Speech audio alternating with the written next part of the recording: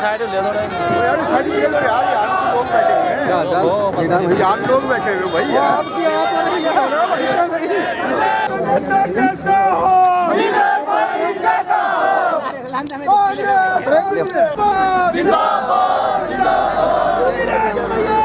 राकेश भाई यार भाई भाई जैसा हो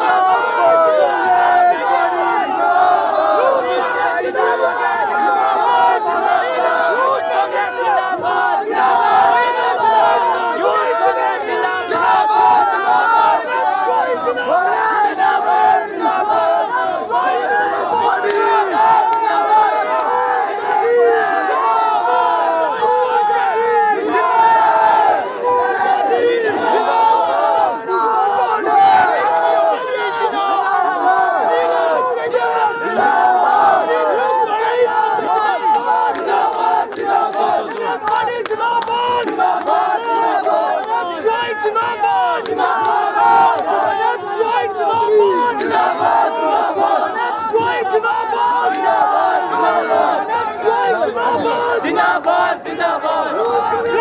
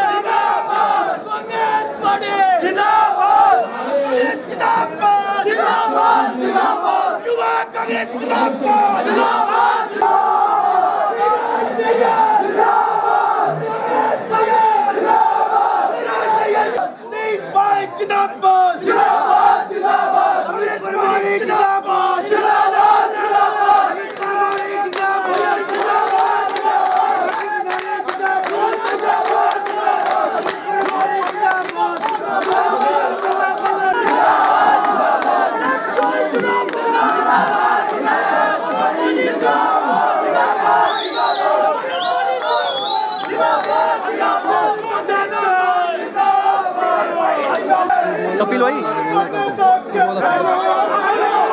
कपिल भाई हेलो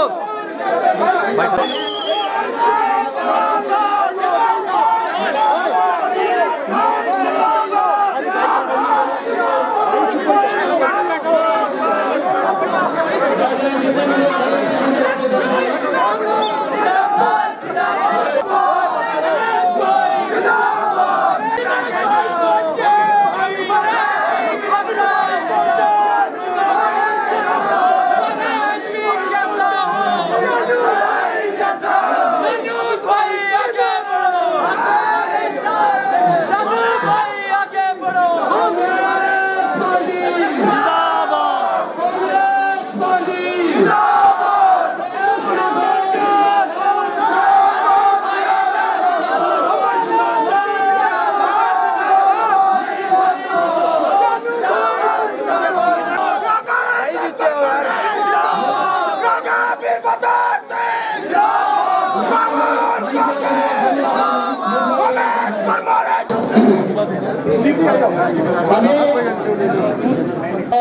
इनके नेतृत्व में कांग्रेस पार्टी जो अभी सैनिक जिन्होंने वीर गति प्राप्त की है, सबसे पहले शुरुआत में तो मैं उनको श्रद्धांजलि देना चाहूंगा, क्योंकि जो उनका बलिदान है वो सबसे ऊपर है और उसे याद रखना और उसका स्मरण करना ये हम सबका कर्तव्य है, परम धर्म है।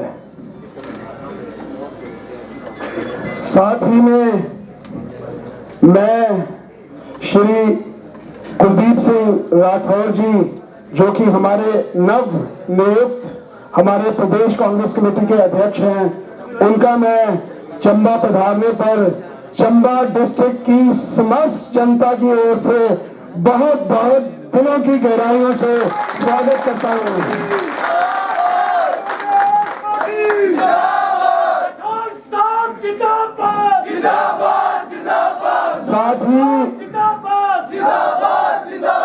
साथ ही मंच पे बैठे हमारे बड़े भाई सीएलपी लीडर आदरणीय मुकेश अग्निहोत्री जी, वे पहले भी चंबा आए थे, अभी दूसरी बार आए हैं, उनका भी सब चंबा डिस्ट्रिक्ट के सब वासियों की तरफ से बहुत बहुत स्वागत है।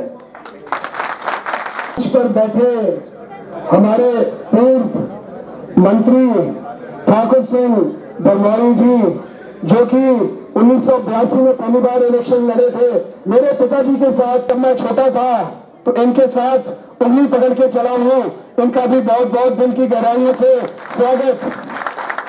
और हमारे सुरेंद्र भारद्वाज जी, जो कि पंडित विद्याधर जी के बेटे हैं और 2 बार चुनाव से विधायक रहे हैं, इनका भी बहुत तहे दिल से बहुत बहुत स्वागत। साथ ही मंच पर बैठे हमारे बड़े भाई, साथ ही में सादिक खान जी हैं, जो हमारे माइनॉरिटी के अध्यक्ष हैं स्टेट के, उनका भी चंबा पधारने पर बहुत बहुत स्वागत। हमारे धर्म सिंह पठानिया जी हैं, ये हमारे जिला परिषद के चेयरमैन हैं, बहुत बड़ा ओहदा है, इलेक्शन लड़ी है, इनका भी चंबा पधारने पर बहुत बहुत स्वागत है। कमल ठाकुर जी, जो कि सीनियर वाइस प्रेसिडेंट हैं डीसीसी के, उनका बहुत बहुत स्वागत। बरमौर से और डीसीसी की जो जितनी भी समस्त कार्यकारिणी है सब यहाँ आई है, सबका बहुत बहुत स्वागत है। कांग्रेस के सारे जो फ्रंटल ऑर्गेनाइजेशंस हैं उनका बहुत बहुत स्वागत है। एनएसयूआई है, यूथ कांग्रेस है, महिला कांग्रेस है और सेवा दल, मैं भूलना नहीं चाहूंगा, अभी बहुत लोग यहाँ सेवा दल की ड्रेस पहन के बैठे थे, उनका भी बहुत बहुत स्वागत है। और बहुत सारी फ्रंटल ऑर्गेनाइजेशन हैं, सबका भूल गया था, रघुवीर बाली का ले लिया मैंने नाम पहले।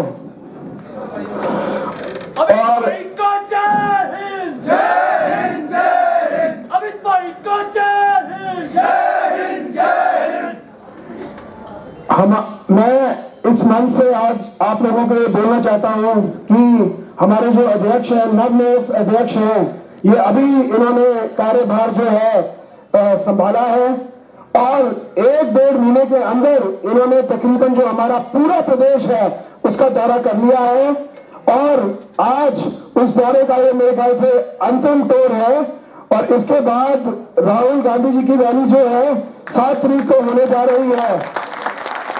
और मैंने ठाकुर साहब से बोला था, ठाकुर साहब मौसम बड़ा खराब है, चंबा की सड़कों का बहुत बुरा हाल है, भीड़ कहां से इकट्ठी करेंगे, कहां से लोग आएंगे, लेकिन आज ये जन हुजूम यहाँ देखकर मेरा दिल गदगद हो गया। मैं आपका एहसान जो है कभी नहीं भूल सकता।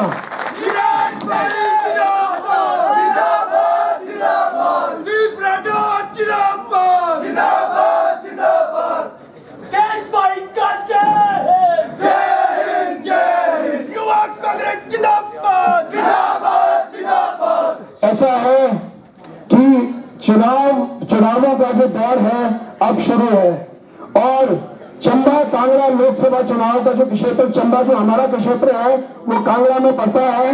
राठौर जी, मैं इस मंच से आपको ये बोलना चाहूंगा तहे दिल के साथ कि जिस किसी कैंडिडेट को भी पार्टी टिकट देती है हम तन मन धन से उसके साथ रहेंगे, अपनी जान लगाएंगे और पार्टी को पूरे दिल के साथ कोशिश करेंगे कि चंबा डिस्ट्रिक्ट से कम हम बढ़िया से बढ़िया जो लीड है वो पार्टी को दिलवा सके।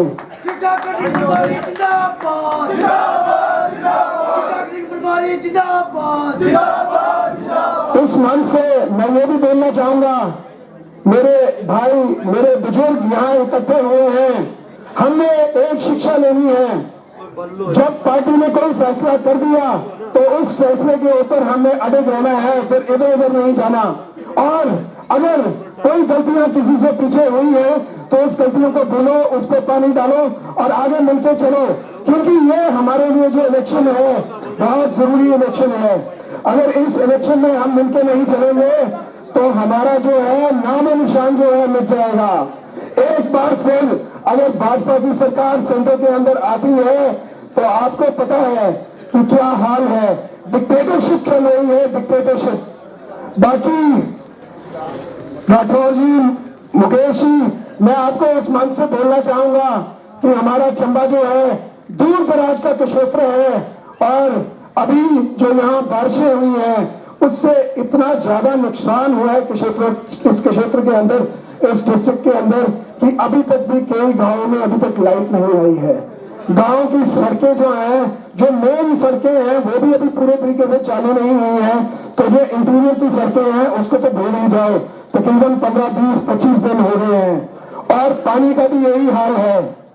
ऐसा नहीं है कि प्रशासन काम नहीं कर रहा, लेकिन प्रशासन को ऊपर से सरकार की मदद होना बहुत जरूरी है। बिना सरकार के मदद के प्रशासन भी जो है लाचार हो जाता है। वैसे ही जो हमारा मेडिकल कॉलेज है उसका भी हाल कुछ ऐसा ही है। मेडिकल कॉलेज जो चंबा का था ये हमारी कांग्रेस की पार्टी की देन थी और मुझे याद है जब हमारी सरकार यहाँ थी तो दूसरा बैच बैठ गया था और अब तकरीबन कोई 120 या 104 या 105 जो डॉक्टर हैं यहाँ थे। अब यहाँ तीसरा बैच जो आया है डॉक्टर मुश्किल से 40 रह गए हैं। ये एक बड़ी दुख की बात है और वो भी तब जब हमारे हिंदुस्तान का जो हेल्थ मिनिस्टर है वो हिमाचल प्रदेश से है और स्टेट में भाजपा की सरकार है। उसके बावजूद भी इतनी सहूलतें होते भी अगर ऐसा हो रहा है तो मैं ये सोचता हूँ ये बहुत ही एक दुख की बात है। चंबा के क्षेत्र से 4 विधायक जो है भाजपा के यहाँ से चुन के आए हैं, ये उनका दायित्व बनता है कि विधानसभा पे इस मुद्दे को जोर शोर से उठाएं और इस मुद्दे का जो है कोई हल निकालें। अभी मेरे पास आए दिन मेडिकल कॉलेज से बच्चे आते हैं और वो बोलते हैं कि हम लोगों को आउटसोर्स से नौकरियों से निकाला जा रहा है। इन बच्चों को हमने नौकरियों में लगाया था जब हमारी सरकार थी। बच्चा चाहे बीजेपी का हो चाहे कांग्रेस का हो, कोई भी बच्चा जो लगा हुआ है वो निकाला नहीं जाना चाहिए।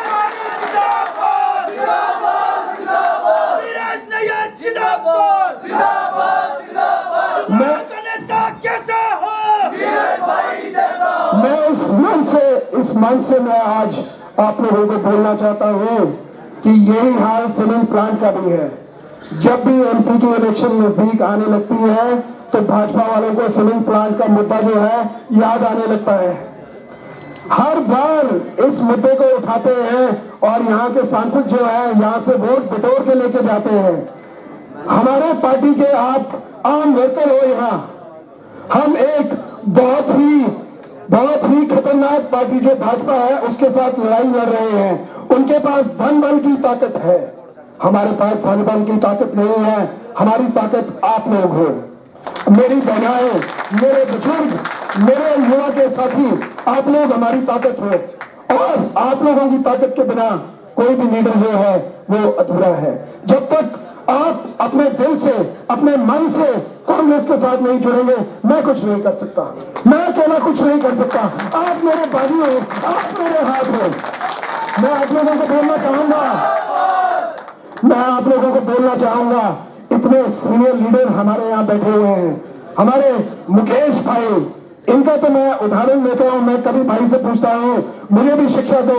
मैं तो पहली इलेक्शन लड़ा और मात्र 1800 कुछ वोटों से मैं रह गया, यानी कि 900 वोटों का जो फर्क था वो रह गया मैं तकरीबन 900 साढ़े 900 वोटों से। तो मैंने एक दिन भाई से पूछा था ऐसा कौन सा फॉर्मूला है कि हर इलेक्शन के साथ जो आपकी लीड है वो बढ़ती जा रही है, कुछ शिक्षा हमें भी दो, कुछ शिक्षा हमें भी दो, मैं भी ये जानना चाहूंगा। और लगातार 4 बार जो है ये अपने क्षेत्र से जो है जीते हैं। हमारे ठाकुर सिंह दमोरी जी हैं, अगर काम करने की बात आए तो भाइयों मैं बोलना चाहूंगा इनका कोई मुकाबला नहीं कर सकता, कोई मुकाबला नहीं कर सकता। मुझे हमारे कुलदीप सिंह पठानिया जी हैं, आप इनका एक क्षेत्र मेरे क्षेत्र के साथ लगता है जो डिलिमिटेशन में दूसरी साइड चला गया। आप वहां की जाके सड़कें देखो, वहां के जाके पुल देखो, आप सुरेंद्र भारद्वाज जी को देखो जिन्होंने अपनी कॉन्स्टिट्यूएंसी के अंदर पीडब्ल्यूडी का अलग एक वो बना दिया, डिवीजन खुलवा दिया राजा वीरभद्र सिंह जी से, स्कूल खोले। मैं ये पूछना चाहता हूं, मुझे तो ये समझ नहीं आता, मैं इस मन से आप लोग सब आए हो इतनी दूर से, मैं सच बोलता हूं मुझे समझ नहीं आता क्या फॉर्मूला होता है जीत के लिए, क्या फॉर्मूला होता है जीत के लिए। अगर आप कांग्रेस पार्टी के काम देखें तो आप गिनते गिनते थक जाएंगे। भाजपा केवल जुमलों की पार्टी है, केवल जुमलों की पार्टी। जैसा हमारा सीमेंट प्लांट जुमला बनके रह गया, वैसे ही जो ये वादे कर रहे हैं और बात बदलते रहते हैं, कभी बात करते हैं न्यू इंडिया की, कभी करते हैं शाइनिंग इंडिया की। अरे अपने सांसदों से ये तो पूछो जो गांव गोद लिए थे उन गांव में क्या किया, पूछना चाहिए इनसे। सांसदों ने जो गांव गोद लिए थे, अभी ये स्मार्ट सिटी का कॉन्सेप्ट था, स्मार्ट सिटी के कॉन्सेप्ट में क्या किया इन्होंने, धर्मशाला के अंदर क्या किया, शिमला के अंदर क्या किया। इन्होंने तो बहुत बड़े बड़े वादे किए थे, लेकिन धरातल पर ये कोई भी चीज जो है उतार नहीं सके। मेरा ऐसा मानना है कि हिंदुस्तान के अंदर आज अगर सबसे जरूरी चीज कोई है तो वो है नौकरियां। कितने बच्चे स्कूल से बाहर निकल रहे हैं, इतने बच्चे पढ़ाई करके बाहर निकल रहे हैं, ग्रेजुएट्स हैं, कोई हायर एजुकेशन में आगे परस्यू कर रहे हैं। बड़े दुख की बात है कि उनके घर में जो है नौकरी जो है उनको नहीं मिलती। मैं सोचता हूँ राहुल गांधी जी हमेशा हर मन से ये बोलते आए हैं कि चीन जो है हर रोज 50 लाख नौकरियां निकालता है, 50 लाख नौकरियां, और भारत मुश्किल से 4 या 5 हजार नौकरियां पर डे। इतना बड़ा देश जिसकी आबादी इतनी बड़ी है, अगर हम अपने बच्चों को नौकरियां ना दे सके तो एक दिन यहाँ आंदोलन होगा, एक दिन यहाँ आंदोलन होगा। जब किसी के पेट में रोटी नहीं जाएगी तो खाना तो उसने खाना है, वो शायद डाके डालेगा, कुछ और करेगा। ये बहुत जरूरी चीज है कि जो सरकार है नौकरियों के ऊपर ध्यान दे। और हमारे जो राहुल गांधी जी है, अभी अध्यक्ष आपको भी पता है हमारी फॉर्में निकली है, युवा और किसान फॉर्में। मैं अभी हम थोड़ी सी फॉर्में यहाँ मंगवाएंगे और आपको आमंत्रित भी करेंगे। हमारी 3 स्टेटों में सरकार आई है, मध्य प्रदेश, राजस्थान और छत्तीसगढ़। वहां जो हमने वादा किया था सारे किसानों का जो ऋण है हमने माफ कर दिया है। और साथ ही में जो बेरोजगार युवती और युवतियां हैं उनको 3500 रुपए जो है बेरोजगारी अलाउंस जो है वहां शुरू हो गया है। आप ये किसी से भी पता कर सकते हैं। अभी हमारे पास फॉर्म आए हैं, ये फॉर्म हम आप लोगों को देंगे, आप उसको भरो और फिर हम उसको वापस पार्टी हेडक्वार्टर में देंगे मोबाइल फोन से। खैर वो चीजें हम बाद में कर लेंगे, समय का अभाव है। मैं एक बार फिर हमारे जो सीनियर लीडर्स हैं और साथ में हमारे पार्टी के नवनियुक्त अध्यक्ष कुलदीप राठौर जी, मैं आपको भरोसा देना चाहता हूं कि जो आपने मेरे ऊपर विश्वास रखा है, इस विश्वास को मैं पूरे दिल से पूरी जान से कायम रखने की कोशिश करूंगा। एक है,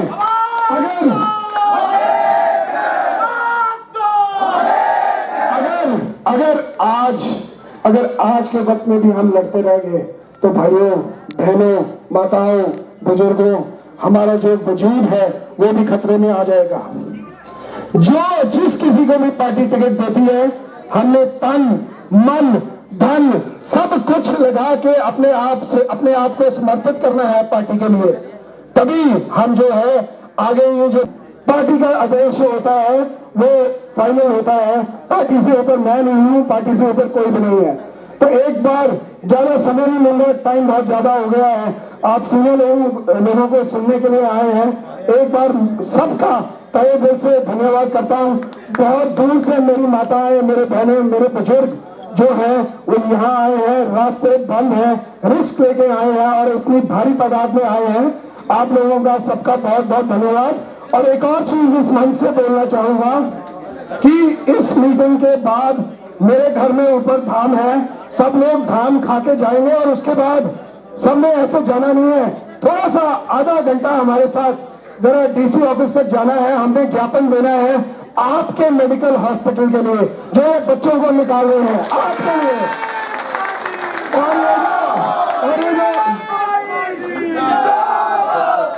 और जो डॉक्टर्स की कमी हो रही है, जो कांग्रेस के टाइम में बड़े अच्छा हमारा सिस्टम था, तो उसके बारे में भी हम अपनी बात जो है महामहिम जो है राज्यपाल को सौंपेंगे। आज हमारे सीनियर लीडर हैं, मैं आप लोगों से एक बार रिक्वेस्ट करना चाहूंगा, मुझे पता है आप लोग दूर से आए हैं, आप लोगों को जल्दी है धाम खा के घर जाने की, पर आधा घंटा हमारे को दे दें, हाथ जोड़ के आधा घंटा हमारे साथ चल पड़े, सबको आधा घंटा हमारे साथ दे, आधा घंटे आपकी बच्चे। जय भारत, जय चंबा।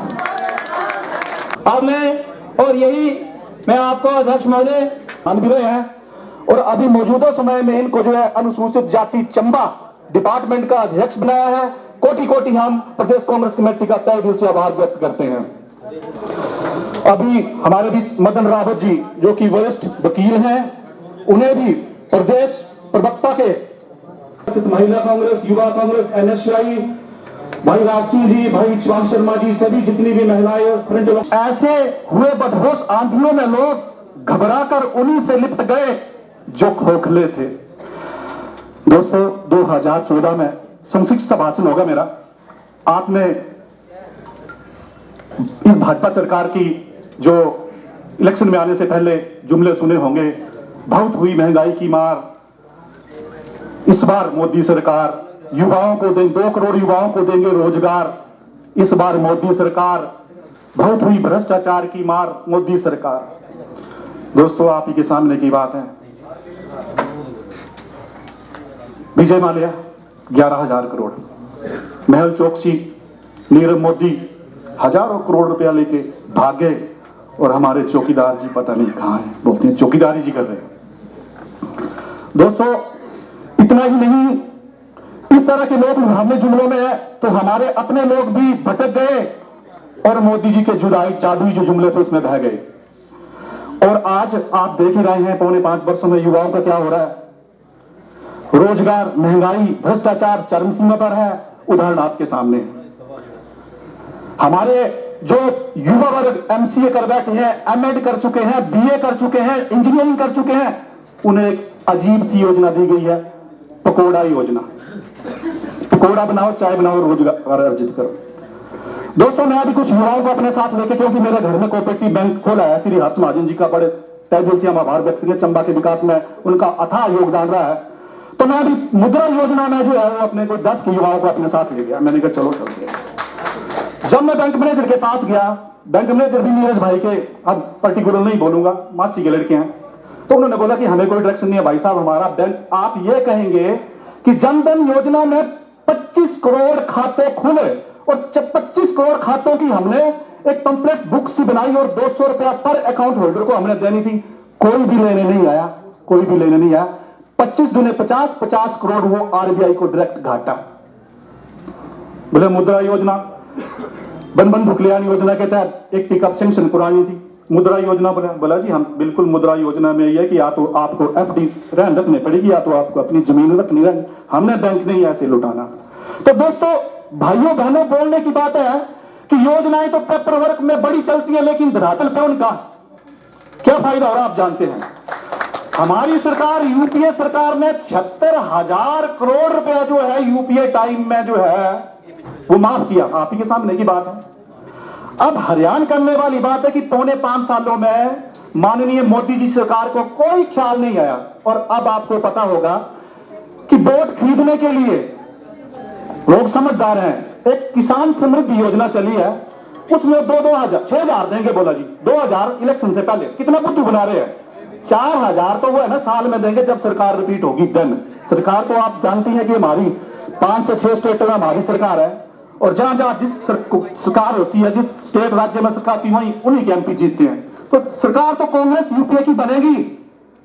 और सबसे बड़ी बात यह है कि अखिल भारतीय कांग्रेस कमेटी के अध्यक्ष राहुल गांधी जी को हम तहे दिल से आभार व्यक्त करते हैं कि उन्होंने ऐसी नेत्री जो स्वर्गीय इंदिरा गांधी जी की तरह काम करना जानती है, प्रियंका गांधी जी को जो है ऑल इंडिया कांग्रेस कमेटी में बतौर महासचिव लाया, कर दिया।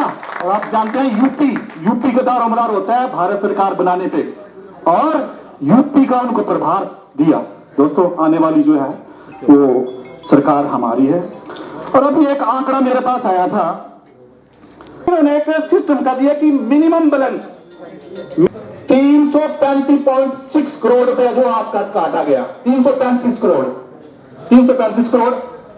एटीएम से 3 बार मिक्स नहीं तो 150 रुपया कटता है। लेकिन जब इलेक्शन आया तो पता नहीं कैसे प्रदेश के लोग भूल गए, जिला चंबा के भी लोग भूल गए बेचारे, कैसे ठगा इन जुमलेबाजों ने, और किया कराया सारा खेल जो है वो खत्म हो गया। अब पश्चाताप करते हैं। अब पछताए होत क्या जब चिड़ियां चुग गई खेल। मेरे को ऐसा लग रहा है कि बड़ी देर से बैठे हैं आप, सबको सुस्ती पड़ी है, तो भाषण सुन सुन के आप उकता गए हैं। तो मैं 2 शब्द आपको जरा सुनाना चाहता हूं। गला तो ठीक नहीं है, लेकिन मुकेश जी और हमारे प्रधान साहब आए हैं, इनका मैं अपनी तरफ से और आपकी तरफ से हार्दिक अभिनंदन करता हूं, स्वागत करता हूं। पूजनीय राहुल जी ने और प्रियंका जी ने और सोनिया जी ने हमें ऐसे प्रधान दिए हैं कि जो जमीनी हकीकत से जुड़े हैं। तो मैं इनका भी स्वागत करता हूं, और इनके स्वागत में ही आज हम यहां सब इकट्ठे हुए हैं।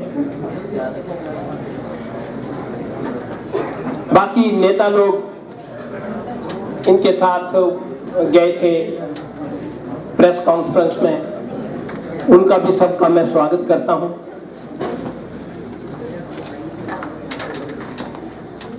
मैं 2 शब्द आपको सुनाना चाहता हूं।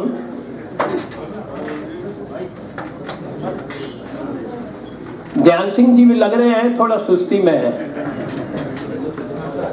पुराने साथी हैं, पर ये कभी कभी सच्चाई के लिए लड़ते हैं। ऐसे लोगों की जरूरत है, और लीडर अगर गलती करता है तो उनको भी गाइड करते हैं, ऐसा जरूरी है। पाड़ा डेरा तेरा साथिया लुटी जाने लुटेरे हो, हाय ओ साथिया लुटी जाने लुटेरे हो। हम इंटीरियर में रहने वाले लोग जो हैं वो ठगे जाते हैं इन जुमलोबाजों से। पर अब पार्लियामेंट का इलेक्शन आ रहा है, अब न ठगे जाए। पूजनीय मोदी जी बहुत ड्रामा कर रहे हैं, रोज कोई ना कोई ड्रामा कर रहे हैं। हमारे राष्ट्रीय नेता राहुल गांधी जी ने वर्किंग कमेटी की मीटिंग कैंसिल कर दी, प्रियंका जी ने सारे अपने प्रोग्राम कैंसिल कर दिए, और मोदी जी और इनके मंत्री जो है वो एंजॉय कर रहे हैं, उद्घाटन कर रहे हैं, जो हमने स्कीमें बड़ी बड़ी बनाई थी, बड़े बड़े प्रोजेक्ट बनाए थे, उनका उद्घाटन करने वो जा रहे हैं और लोगों को मिसगाइड कर रहे हैं। तो उनसे अब मिसगाइड हमने नहीं होना जैसे पहले मिसगाइड हुए हैं। पाड़ाच डेरा तेरा साथिया लुटी जाते लुटेरे हो, हाय ओ साथिया लुटी जाते लुटेरे हो। तू पुसता लुटाया ते बनिया सदाई, इन बेलना किती तेरी रज के कमाई। हिमालया दी धारा तो ले गवाई, भर भर डूबे इना बेलड़ा ने किती रज के तबाई हो, हाय हो साथिया लुटी जांदे लुटेरे हो। हाँ जठा दिया तू प्याच जलदा, हाँ जठा दिया तू प्याच जलदा, बड़ा पोहा में घारिया पाया ठरदा, पोहा में घारिया पाया ठरदा। और दुखिया होया जीना आए, और दुखिया होया जीना बुरा हाल करदा। अपने बेगाने तू वेख साथिया ओ छड़ जाता झेड़े हो, हाय ओ साथिया छड़ जाता झेड़े हो। मजहब नहीं सिखाता आपस में बैर रखना, हिंदी है हम वतन है हमारा, सारे जहां से अच्छा हिंदुस्तान हमारा। हम बुलबुले हैं इसकी ये गुलस्तान हमारा, सारे जहां से अच्छा हिंदुस्तान हमारा।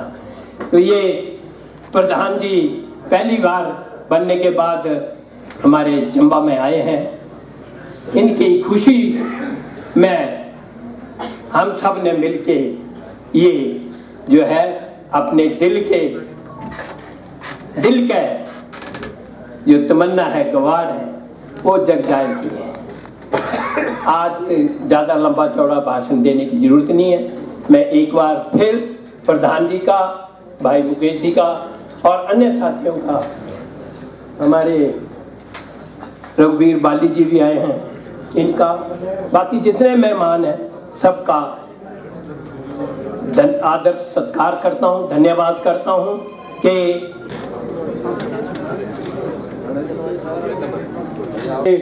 ये रिश्ते का अनुभव और ज्यादा हुआ और मुझे पक्के तौर से ये लगा कि जरूर अच्छे कर्म किए होंगे मैंने कि मुझे चंबा के साथ एक इतना खूबसूरत रिश्ता मिला, मेरी बीवी के रूप में, मेरी पत्नी के रूप में। आप सबका बहुत बहुत शुक्रिया आप लोगों के प्यार के लिए। हमारे परम आदरणीय प्रदेश की लाखों दिलों की धड़कन, वह प्रदेश में जिन्होंने अपने रात दिन खून पसीने से संगठनों को सींचा है, बतौर NSUI अध्यक्ष जिन्होंने युवा, अपने युवा जिस टाइम वो एकदम नौजवान थे उस टाइम उन्होंने NSUI अध्यक्ष के रूप में 18 साल, मात्र 18 साल की उम्र में प्रदेश में आपकी भारतीय छात्र संगठन, भारतीय राष्ट्रीय छात्र संगठन को अपने खून पसीने से सींचा। बतौर युवा कांग्रेस जनरल सेक्रेटरी व बहुत सारे और पदों में वो रहे। बड़ी पार्टी में, हमारी कांग्रेस पार्टी के बड़े ढांचे में उन्होंने महासचिव के तौर पे और अनेकों पदों के तौर पे अनेकों साल काम किया। और कभी पद की ओर नहीं सोचा। वो चाहते तो बहुत पहले टिकट ले लेते, वो चाहते तो कई बार टिकट मांग लेते, वो चाहते तो बार बार जाके खड़े हो जाते, पर उन्होंने देखा कि पार्टी की एक सशक्त नेता मैडम विद्या स्टोक वहां से चुनाव लड़ती हैं जहां से ये रहने वाले हैं। इन्होंने संयम बरता। ये संयम की मिसाल है, एक ऐसी मिसाल है जो हम सबको मिसाल लेनी चाहिए और अपने जीवन में इस मिसाल को अपना आदर्श बना के काम करना चाहिए, ताकि हम लोग भी सारे नेता हैं, हमारे दिल में भी नेता की तरह ख्याल आते हैं। मैं जान सकता हूं सारे नौजवान हैं, हर कोई नेता बनना चाहता है, पर इस शख्स से सीखिए, इनसे सीखिए कि आप अगर लगे रहेंगे, पार्टी के लिए लगे रहेंगे, काम करते रहेंगे, अपने नेता को तगड़ा करते रहेंगे। कितनी बार विद्या जी वहां से एमएलए बनी, ये वहां पे कार्यकर्ता के रूप में काम करते रहे, पार्टी के सेवक के रूप में काम करते रहे, मुख्य कार्यकर्ता के रूप में काम करते रहे। इन्होंने पार्टी को सींचा और आज पार्टी को देखिए, इनको सर्वोत्तम पद पे, पार्टी के सबसे बड़े पद पे, जिस पद की सारे लोग कामना करते हैं, हर कोई उस पद पे बैठना चाहता है, उसमें श्री राहुल गांधी जी ने, श्रीमती सोनिया गांधी जी ने, श्री प्रियंका गांधी जी ने चयन किया कि एक ऐसा नेता चाहिए जिसने पार्टी का कार्यकर्ता है। और मैं चाहता हूं इस पार्टी के मुख्य कार्यकर्ता के लिए हम सभी लोग तालियां बजाएं। ऐसा ना हो कि एक आदमी भी, क्योंकि आप लोग भी कार्यकर्ता हैं, आप कार्यकर्ता की भावनाएं जानते हैं। इनके साथ सीएलपी लीडर बैठे हैं, मेरे पिताजी के दोस्त हैं, परम आदरणीय नेता हैं, इनको हम बहुत प्यार से देखते हैं। इन्होंने अपना लोहा बार बार मनवाया है, बार बार जीत के आए हैं और आज सीएलपी के बतौर सीएलपी लीडर ये पूरे प्रदेश में कांग्रेस का परचम लहरा रहे हैं। सीएल विधानसभा के अंदर हम रोज पढ़ते हैं कि हर मुद्दे पे ये बात कर रहे हैं और बीजेपी को बैक फुट पे लेके जाते हैं। मैं जोरदार चाहूंगा कि आप तालियां बजाएं सीएलपी लीडर के लिए। यहाँ आदरणीय नेता बैठे हैं, जिन्होंने यहाँ आदरणीय नेता बैठे हैं, मेरे पिताजी के दोस्त हैं। इनके बाद बोलने का सौभाग्य आज जरूर मुझे प्राप्त हुआ, पर मैं इसके लायक नहीं हूं। मुझे इनसे पहले बोलना था, क्योंकि हम ऊपर चले गए थे। मेरे को और केवल भाई को, पहले केवल जी को बोलना था, फिर मुझे बोलना था, फिर इनको बोलना था, पर क्योंकि हम ऊपर चले गए थे तो इन्होंने पहले बोला ताकि टाइम थोड़ा सा जल्दी हो जाए। तो ठाकुर सिंह भरमौरी जी, पूर्व कैबिनेट मंत्री, उनके साथ कुलदीप जी, अनेकों बार जीते हुए अपना लोहा मनवाया, विधानसभा को अपने खून पसीने से सींचा, उनके साथ भारद्वाज जी। यहाँ पे आशा कुमारी जी नहीं आई हैं, पर तब भी क्योंकि वो यहाँ की रहने वाली हैं और चंबा से ताल्लुक रखती हैं, मैं उनका भी सम्मान से नाम लेना चाहूंगे। सूत्रधार, डीसीसी अध्यक्ष, नौजवान और एक ऐसे नेता जो आप लोगों के साथ खड़े होते हैं, आप लोगों के बारे में सोचते हैं और जिनको एक सरल प्रवृत्ति का इंसान गिना जाता है, माना जाता है, नीरज नैयर जी, मेरे भाई, आपने बहुत बढ़िया आयोजन किया। आप एक पांव पे खड़े रहे और आपको इसका श्रेय जाता है। बतौर जनरल सेक्रेटरी इंचार्ज मैंने देखा कि आपने कितने संयम से सबको रिसीव किया और कितने संयम से आपने सबको यहाँ बिठाया और इंतजार किया अध्यक्ष की। आपको जरूर श्रेय जाता है आज की मीटिंग का।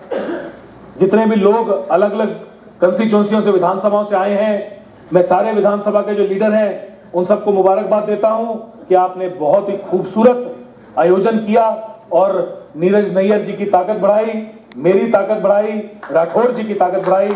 आपने मजबूती से दिखाया कि चंबा जिसको प्यार करता है, दिल खोल के करता है, दिल से करता है, आत्मा से करता है, रूह से करता है। जितने भी लोग मंच पे बैठे हैं, सबका नाम नहीं ले पाऊंगा, पर उनका शुक्रिया अदा करता हूं।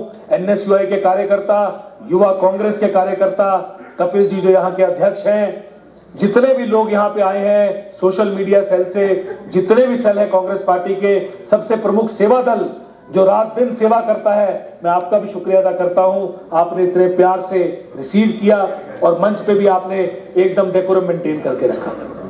मैं सिर्फ कुछ चीजें बोलूंगा, 2-4 चीजों के बाद विराम दूंगा, क्योंकि आपने लीडर को सुनना है, बहुत देर हो गई है, बीच में जाना पड़ा प्रेस कॉन्फ्रेंस के लिए और उसमें विलंब हो गया। बहुत सारे मौके मिलेंगे चंबा आने के, बहुत सारे मौके मिलेंगे आप लोगों से रूबरू होने के, आप लोगों से आशीर्वाद लेने के, आपसे बातचीत करने के। सबसे पहली चीज, जब हम यहां पे आए हैं तो मैं ये बताना चाहूंगा कि हम पार्लियामेंट के टाइम पे जरूर आए हैं, पर ऐसा जिस तरह से मेरे से सब लोगों ने पूछा आने से पहले कि आप खड़े हो रहे हैं, पिताजी खड़े हो रहे हैं, आपसे पहले अध्यक्ष जी जो वक्ता आपके और मेरे से पहले यहां बोल रहे थे, उन्होंने मुझे बड़ा आशीर्वाद दिया। वक्ताओं ने बोला कि बाली साहब को यहां से चुनाव लड़ना चाहिए, रघुवीर सिंह बाली जी को लड़ना चाहिए। पर मैं आपको एक चीज बोलना चाहूंगा, हमारे अध्यक्ष से अगर मैं आपको कह रहा हूं सीखने के लिए, सबसे पहले तो मुझे भी सीखना है, संयम रखना है।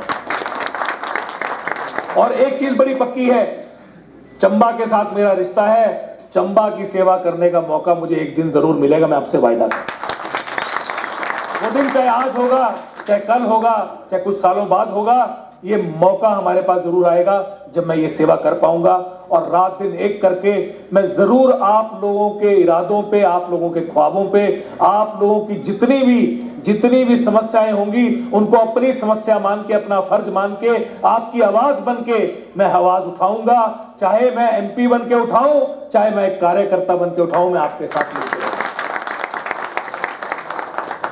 इस बार जब मेरी पिताजी से बात हुई, मैंने उनसे पूछा कि आप क्या चुनाव लड़ना चाहते हैं, तो उन्होंने मुझे एक ही चीज कही। उन्होंने कहा कि आप क्या चाहते हैं। मैंने कहा आप इतने मंझे हुए खिलाड़ी हैं, मैं क्या आपको बताऊंगा कि मैं क्या चाहता हूं। आपको अपने आप पता है कि आप क्या चाहते हैं, तो श्री GS बाली जी के ऊपर छोड़ देते हैं। उन्होंने अनेकों पिछले 20 साल से चुनाव लगातार जीता, इस बार महज 500 वोटों से रह गए, वो भी कुछ हमारी ही गलतियां रह गई।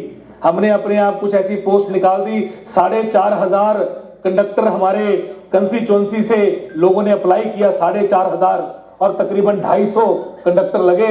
10 दिन पहले रिजल्ट निकाला इलेक्शन से और 4000 लोग नाराज हो गए। ऐसी कुछ गलतियां हो गई, 500 वोटों से आपके लीडर रह गए। वो दोबारा से उनको पता है कि किस तरह से आना है, किस तरह से करना है। पर मैं आपको वायदा करता हूं, जो भी डिसीजन वो लेंगे वो प्रदेश के हक में होगा, पार्टी के हक में होगा, आपके हक में होगा, आपकी आवाज के हक में होगा। मैं शुक्रिया अदा करता हूं सारे लीडरों का। सबने बोला मोदी जी के ऊपर, 56 इंच की छाती की बात भी की, 56 उनकी झूठों की बात भी की, एक की जगह 10 सिर की बात भी की, उनके 10 लोगों को यहां से भगाने की बात भी की। सबने बात अलग अलग रूप में अलग अलग चीजें आपको बताई।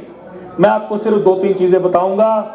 हिमाचल के बड़े इंपॉर्टेंट जो मुद्दे हैं, ऐसे मुद्दे जो कि हमारे दिलों के पास रहते हैं, आपका सीमेंट प्लांट का मुद्दा हो, चाहे आपकी स्वास्थ्य सेवा का मुद्दा हो, चाहे हिमाचल की रेलवे ब्रॉडगेज लाइन का मुद्दा हो, चाहे सेंट्रल यूनिवर्सिटी का मुद्दा हो, चाहे स्मार्ट सिटी का मुद्दा हो, चाहे दिल्ली में हर जो दिल्ली की स्कीम है वो फेल हो गई। आपके जितने भी, चाहे मिड हिमालयन प्रोजेक्ट आया, 800 करोड़ वापिस चला गया। कोई भी मिड हिमालयन प्रोजेक्ट चंबा तक आना था, फॉरेस्ट का इतना बड़ा पैसा था, लोगों ने रिक्रूटमेंट करनी थी, नौकरियां देनी थी, सब नौकरियां वापस चली गई, एक भी चीज पूरी नहीं हो पाई। सेंट्रल गवर्नमेंट की स्किल प्रोजेक्ट आया, करोड़ों नौकरियों की बात की मोदी जी ने बात की कि मैं करोड़ों नौकरियां दे दूंगा, अच्छे दिन लाऊंगा, एक भी चीज नहीं हो पाई, धरातल पे कुछ भी उतर नहीं पाया। मोदी जी ने बात की मेक इन इंडिया की, मेक इन इंडिया के नाम पे make in India scheme he fail हो गई, हिंदुस्तान का कुछ भी बन के बाहर नहीं गया।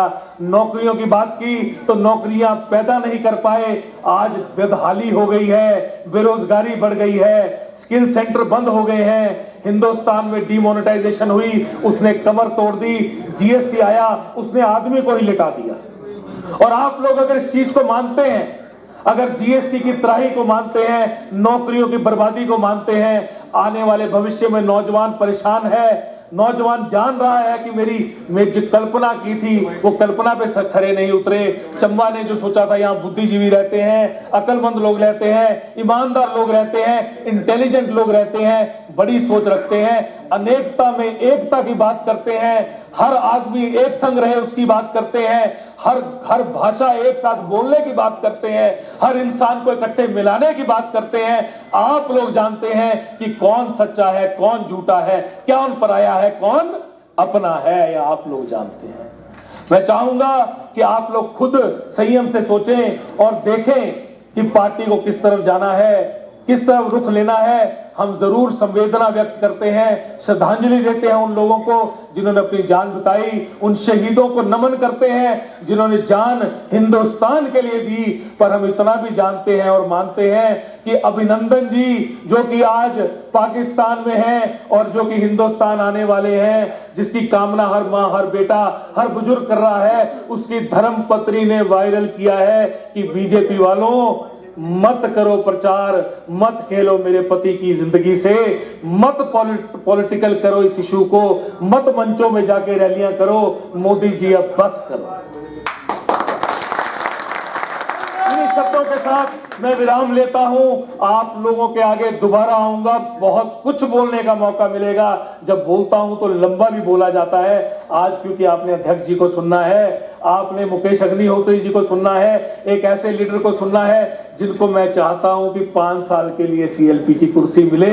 इनकी सीएलपी की कुर्सी कहीं ना जाए, चाहे किसी की नजर भी इस पे पड़ी रहे, ये सीएलपी की कुर्सी इनके पास रहे, क्योंकि ये काम कर रहे हैं, रात दिन कांग्रेस पार्टी की सेवा कर रहे हैं, विधानसभा में परचम लहरा रहे हैं और कुलदीप राठौड़ जी के साथ हमें काम करने का मौका मिला है। आगे इनका हाथ पकड़ के और काम करें। और हम तो दिल के भावुक लोग हैं। मैंने अपनी कंस्टिट्यूएंसी में भी इनको कहा था कि दिल से रिश्ता बनाते हैं, जिससे एक बार प्यार हो जाता है उस प्यार को पूरी तरह निभाते हैं। मैं आप सबसे भी बोलता हूं, लीडरशिप आप सबके अंदर है, पर जब तक लीडर वहां बैठे हैं उन लीडरों को तगड़ा कीजिए, लीडरों को एक समान लेके चलिए। जिस तरह पे नीरज भाई ने कहा कि हम सब एक हैं, एकजुट होकर काम कीजिए। पार्टी में टिकट किसी को भी मिले, मेरे मुसलमान भाई बुजुर्ग बैठे हैं, मेरे हिंदू भाई बुजुर्ग बैठे हैं, पार्टी में किसी को भी टिकट मिले, किसी को भी ये नेतृत्व करने का मौका मिले, हम सबको एक बन के काम करना है, बुजुर्गों का आशीर्वाद लेना है, आगे बढ़ना है। आपकी सेवा मैं जरूर करूंगा। इसी आशीर्वाद के साथ मैं ये मंच आगे देता हूं। जय मां कांगड़ा, जय मां चामुंडा, जय चंबा।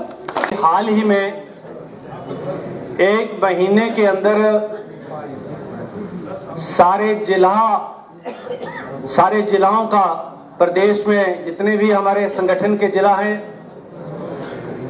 उनकी सारी मीटिंग लेने के बाद चंबा जिला की इस मीटिंग में आप पधारे हैं। आपका हार्दिक स्वागत है, अभिनंदन है। चूंकि कार्यक्रम बहुत लंबा हो चुका है और इसके बाद आपको धर्मशाला जाना है, इसलिए अधिक समय न लेकर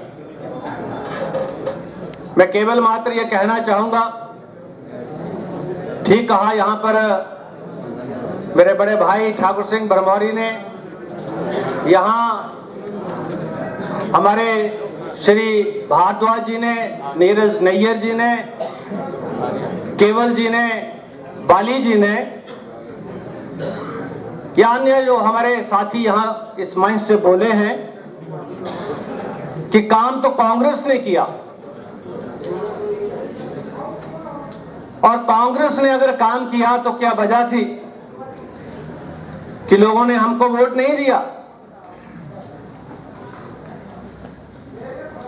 चुनाव हम हारे, लेकिन चुनाव अगर हम हारे तो इसका ये मतलब नहीं है कि लोगों के दिलों में, मन में हमारे प्रति आस्था नहीं है। ये बदलाव जो है ये अक्सर होता है, एक बार नहीं अनेकों बार विधानसभा के चुनाव में ऐसी परिस्थितियां हुई। मुझे मालूम है, मेरा पहला चुनाव 1985, दूसरा चुनाव 1990। 1990 के दूसरे चुनाव में भी, अभी तो फिर भी हमारे 23 विधायक 23 विधानसभा के अंदर हैं। 1990 में मात्र 7 थे।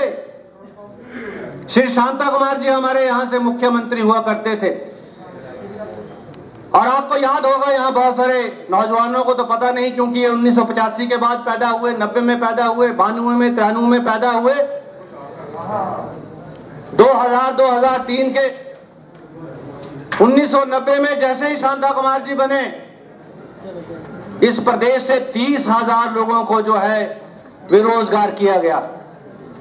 और 2 वर्षों के अंदर देश के अंदर वीपी सिंह थे और यहां पर शांता कुमार जी थे। ये हालात पैदा हुए कि 2 वर्षों के अंदर प्रदेश के अंदर, देश के अंदर कानून व्यवस्था जो है बिल्कुल तहस-नहस हुई और प्रदेश के अंदर, देश के अंदर ये मांग हुई कि हमको पुनः जो है देश के अंदर, प्रदेश के अंदर कांग्रेस की सरकार चाहिए। हिमाचल प्रदेश में 2 वर्षों के बाद चुनाव हुआ 1990 और 1993 में, और 58 सीटें लेकर जो है कांग्रेस पार्टी सत्ता में जो है पहुंची। मैं बधाई देना चाहूंगा उस समय के हमारे मुख्यमंत्री राजा वीरभद्र सिंह जी को। तो ये नहीं है, अभी तो हमारे पास चुने हुए विधायकों की संख्या विधानसभा के अंदर बहुत है, और वैसे भी हम सब ने, कांग्रेस ने हिमाचल प्रदेश में 42% से ज्यादा वोट जो है हासिल किया है, यानी 100 में से 42 वोट कांग्रेस पार्टी ने हासिल किए। मात्र हमारा डिफरेंस कितना है? 8% का डिफरेंस है,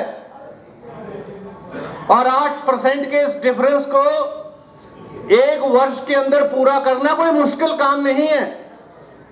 कोई भी ऐसी सीट नहीं है जहां से 42%, 43%, 44%, 45%, 46%, 48% वोट ना मिले हो। अब ये तभी संभव हो सकेगा जब हमारे सभी साथी मिलजुल कर काम करेंगे।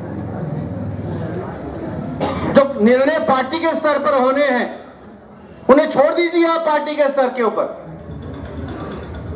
हमारे अध्यक्ष महोदय यहां पर हैं, सीएलपी के नेता यहां पर हैं। अरे अभी मैं बधाई देना चाहूंगा कुलदीप भाई आपको, पहला जनरल हाउस आपने किया। पहले जनरल हाउस में आपने जो वहां पर जो जिस प्रकार से आपने उस जनरल हाउस को ऑर्गेनाइज करवाया, और विशेष रूप से इस बात का ध्यान रखा कि जो पार्टी के पदाधिकारी हैं, चाहे वो ब्लॉक कांग्रेस कमेटी का अध्यक्ष हो, चाहे वो जिला कांग्रेस कमेटी का अध्यक्ष हो, या प्रदेश की कार्यकारिणी के सदस्य हो, या पूर्व विधायक हो, या पीसीसी के हमारे वाइस प्रेसिडेंट्स हो, जनरल सेक्रेटरीज हो, एक विशेष स्थान आपने सबके लिए जो है सुनिश्चित किया। मैं बधाई देना चाहूंगा, क्योंकि ये पार्टी के अंदर हमको जो है ये संस्कारों की बात है। अरे पार्टी के अंदर ये मैं मानता हूं कि नौजवानों का एक बहुत बड़ा अहम रोल होता है, और आप नौजवान हैं, हम भी कभी ना कभी नौजवान थे, और आज कहीं कोई बूढ़े नहीं हो गए। वर्षों में 1985 में हिमाचल प्रदेश में विद्युतीकरण हो गया था श्री वीरभद्र सिंह जी के नेतृत्व में, और एक एक गांव में, एक एक घर में बिजली है। अभी भी भरमौर के जो है होली का जो क्षेत्र है वहां आज अध्यक्ष भाई कुलदीप सिंह जी राठौर जी और चंबा जिला कांग्रेस के अध्यक्ष नीरज नैयर जी, पूर्व में मंत्री रहे ठाकुर सिंह भरमौरी जी। सबसे पहले तो मैं राठौर जी को बधाई देता हूं कि वो नए अध्यक्ष बने हैं, और उसके बाद मैं नीरज जी को बधाई देता हूं कि राठौर जी ने उनमें विश्वास प्रकट किया है, और पूरी उम्मीद है कि वो चंबा जिला को आगे लेके जाएं। और बड़े अरसा से हमारे जो भारद्वाज साहब हैं कुर्सी छोड़ने का मन बनाए हुए थे, काफी देर से कह रहे थे कि मुझे अब अध्यक्ष पद से हटना है, और लेकिन इसका मतलब ये नहीं है कि वो आगे को एमएलए नहीं होंगे। उन्होंने सिर्फ अध्यक्ष की कुर्सी छोड़ी है, और चंबा जिला के में हमारा कांग्रेस पार्टी का बहुत ही अच्छा नेतृत्व है। एक से एक उम्दा नेता है। इकट्ठा चलने में इनके साथ का जो पूरे प्रदेश में ऐसा नहीं मिलेगा एग्जाम्पल जिस ढंग से ये इकट्ठे होके और इसलिए आप सब लोग काफ़ी देर से बैठे हैं और मेरा आपने हमारे अध्यक्ष जी जो कि पूरी रफ्तार से दौड़ रहे हैं, अभी इनको ऐसे समय में अध्यक्ष बनाया गया है जबकि आगे चुनाव हैं, चुनौतियां हैं, और ऐसे में अगर राहुल जी ने इनको जिम्मेवारी सौंपी है तो आप अंदाज़ा लगा सकते हैं कि कितना विश्वास जो है हमारे नेता का इनमें रहा होगा। और हमारे जो चंबा के नेतागण हैं, हमारे अमित भरमौरी बड़ा अच्छा बोले, तो मुझे लगता है कि खतरा तो किसी और पे ही होगा। अभी अच्छा बोल रहे हैं, मैं तो पठानिया जी के बेटे को भी सुनना चाहता था।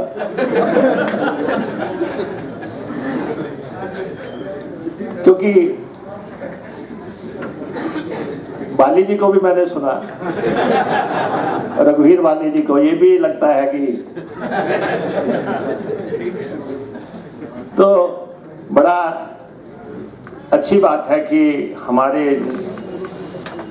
जो युवा नेतृत्व है वो पार्टी के मशाल को आगे लेके जाने के लिए जो है तत्पर है।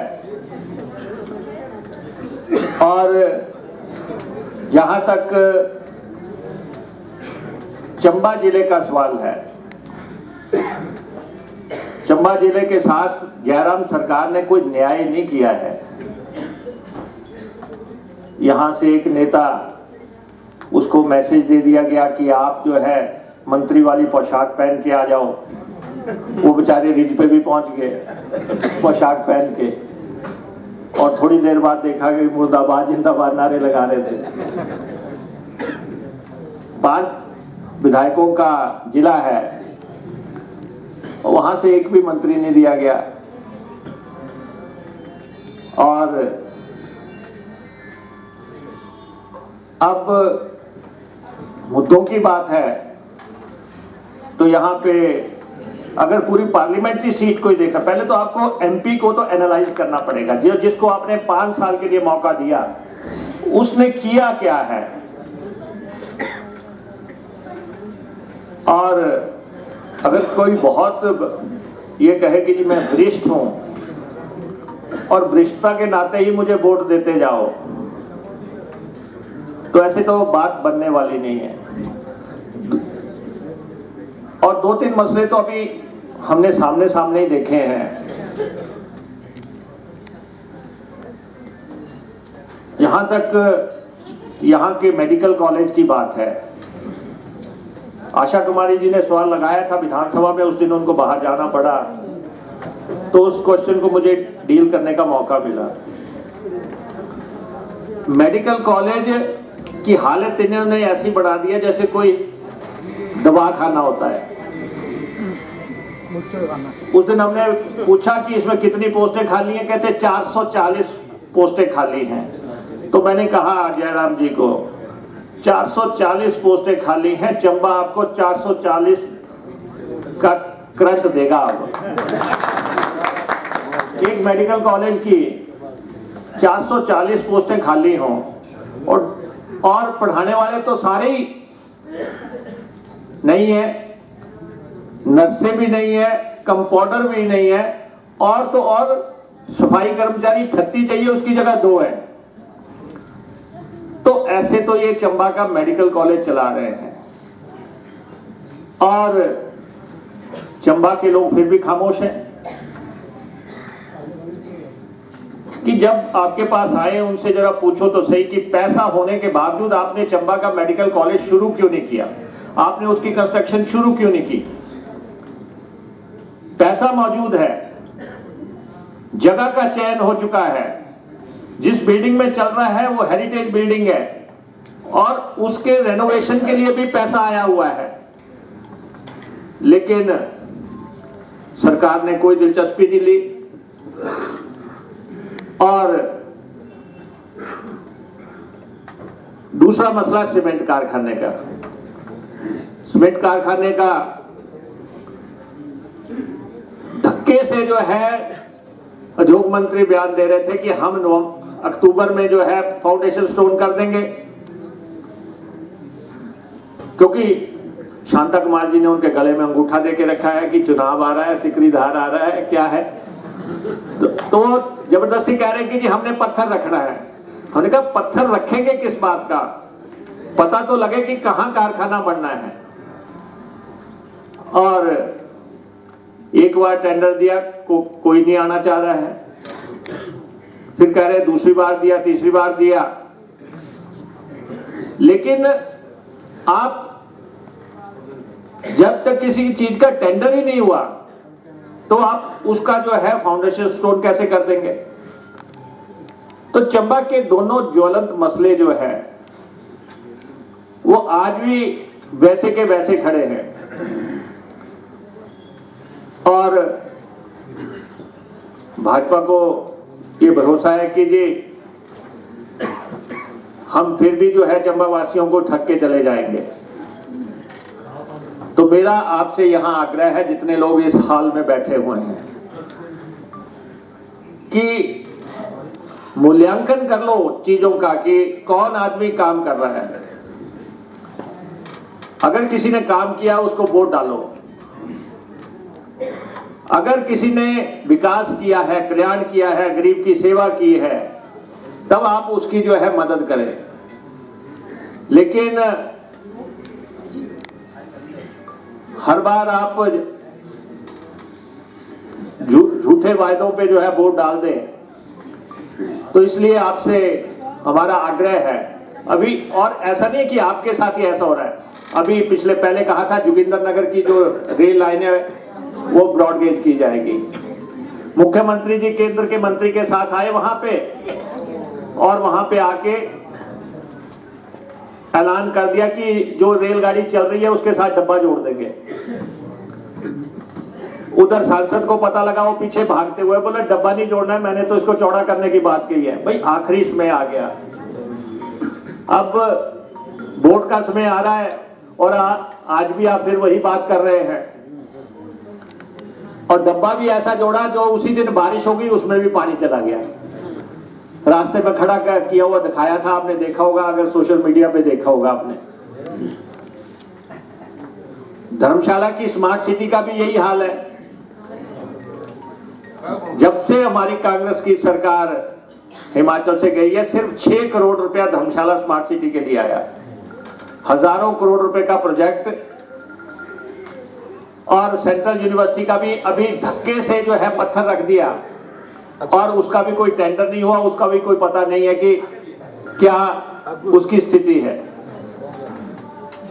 तो जो हमारे सांसद महोदय हैं उन्होंने कोशिश ही नहीं की है। और अब जब चुनाव आ रहे हैं, पहले कहा कि नहीं मैंने चुनाव नहीं लड़ना है, लेकिन ये चुनाव कमबख्त ऐसी चीज है कि अंततः मुंह में लार टपक जाती है कि एक और देख लेते हैं, शायद क्या पता धक्का लग जाए। तो मेरा आप लोगों से ये आग्रह है कि पूरा मूल्यांकन करके इस दफा कांग्रेस पार्टी का साथ दें, और प्रदेश की जो सरकार बनी है जयराम जी की सरकार, और आप ही बताएं कि सरकार ने चंबा में कुछ किया है क्या? क्या कुछ कंक्रीट जो है इसने यहाँ पे किया है? जो आपका प्रदेश सरकार का हेलीकॉप्टर जो आजकल जो है आपके बर्फीले इलाकों में उड़ना चाहिए था, जहां पे बर्फ पड़ी हुई है, जहां लोगों को लाना है, बाहर निकालना है, उसकी बजाय वो आरएसएस के कार्यक्रमों में उड़ रहा है। अभी अमित शाह आए थे, सरकार का हेलीकॉप्टर उनको लेके उड़ना जा रहा था, वहां पन्ना लाल हीरा लाल बैठे हुए थे। और उसके बाद बद्दी में गया, वहां आरएसएस का सम्मेलन था। और उसके बाद अभी बिलासपुर में गए, वहां भी आरएसएस का सम्मेलन था। भाई ये प्रदेश सरकार का शासकीय हेलीकॉप्टर है, कोई आरएसएस की उड़ान तो है नहीं ये कि आप हर जगह आरएसएस के कार्यक्रमों में सरकारी हेलीकॉप्टर का इस्तेमाल कर रहे हैं। और सरकारी मशीनरी का जिस पैमाने पे दुरुपयोग इस शासन में हुआ है वो आपके सामने है। अभी मोदी जी की धर्मशाला रैली हुई, धर्मशाला रैली में लोगों को ले जाने के लिए चीफ सेक्रेटरी से लेके पंचायत सहायक तक लगे हुए थे। और किसी जो लाभार्थी है सरकार से, किसी को मकान मिला है, किसी को पेंशन लगी है, वो सब लोग जाएंगे। और ये पन्ना सम्मेलन भी क्या है, कोई पन्ना सम्मेलन उसमें आंगनबाड़ी वालों को तंग किया जा रहा, आप चलेंगे। उसमें मनरेगा वालों को तंग किया जा रहा कि आप चलेंगे। और ऐसे सारे लोग जो है इन सम्मेलनों में सरकारी मशीनरी के जोर पे इकट्ठा किए जा रहे हैं। ये पहली दफा हुआ है कि कोई सरकार अपने वर्करों के सिर पे रैलियां नहीं कर रही है, सरकारी मशीनरी पे और जो हमारे गरीब लोग हैं उनको जोर जबरदस्ती रैलियों में पहुंचाया जा रहा है। और कभी त्रिदेव के नाम से पहुंचाया जा रहा है। आप कह रहे हैं कि हम आपके घरों पे झंडे लगाएंगे। मेरा आपसे आग्रह है कि कोई आपके घर पे झंडा लगाने आता है कि जी आपको पेंशन लगी है, आपके घर पे झंडा लगाना है, मेरा इस सभागार में बैठे लोगों से आग्रह है कि आप ठोक बजा के उनको अपोज करो।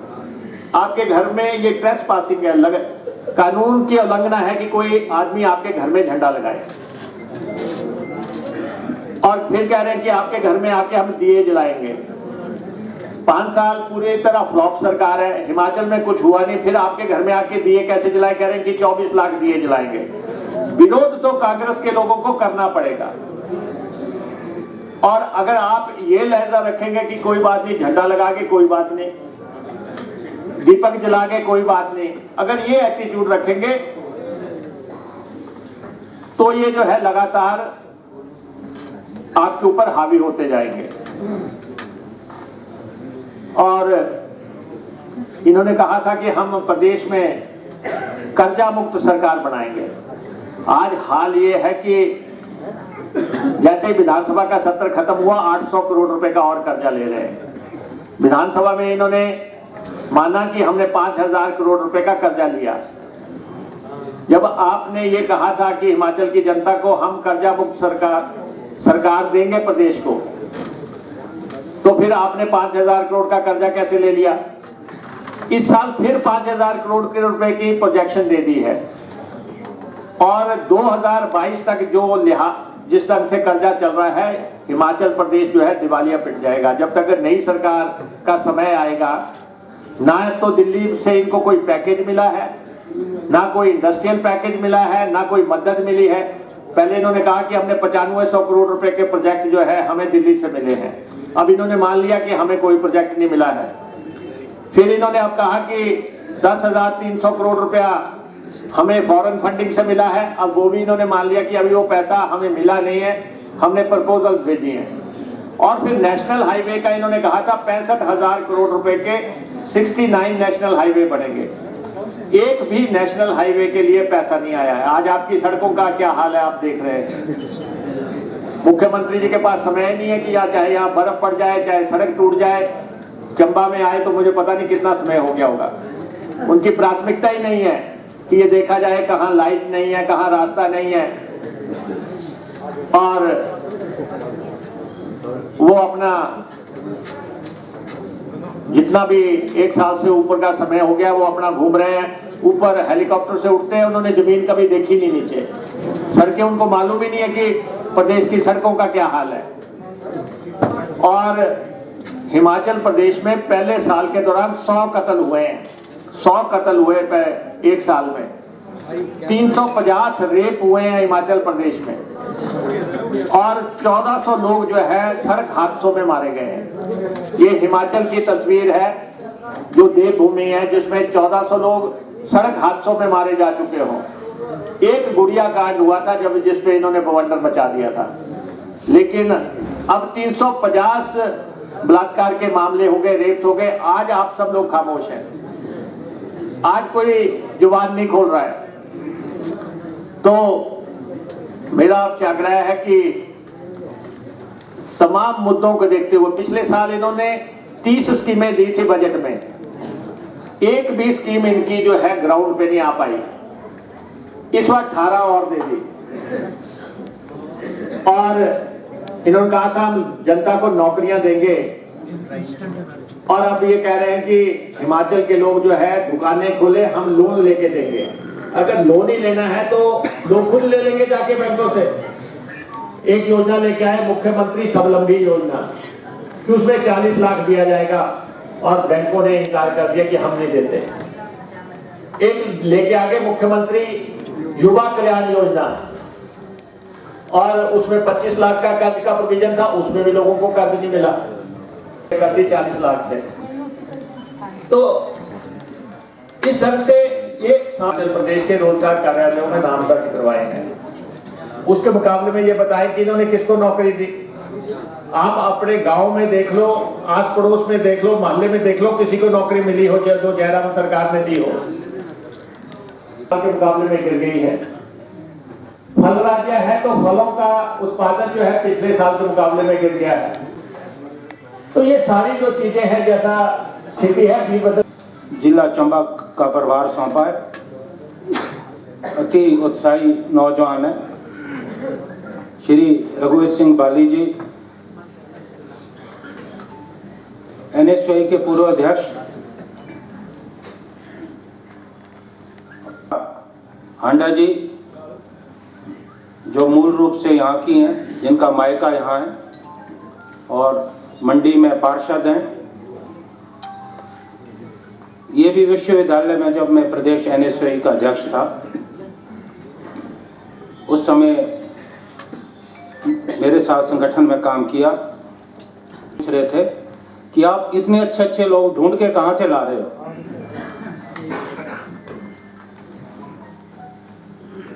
प्रदेश कांग्रेस कमेटी के सचिव धर्मेंद्र जी और हमारे नौजवान जिन्होंने यहाँ बहुत अच्छा भाषण दिया,